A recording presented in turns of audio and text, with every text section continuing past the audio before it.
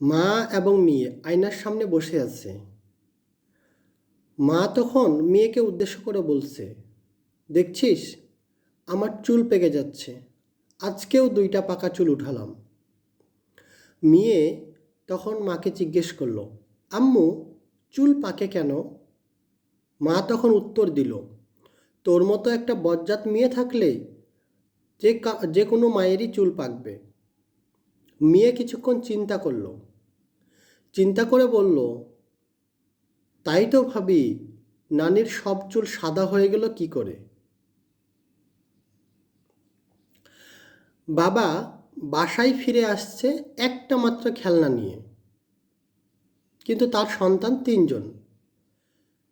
তো বাবা তার 3 সন্তানকে ডেকে বলল, তোমরা আগামী সপ্তাহে মায়ের কথা যে সবচেয়ে বেশি শুনবে, মায়ের সব কথা মেনে চলবে, তাকে এই খেলনাটা পুরস্কার হিসাবে দেওয়া হবে।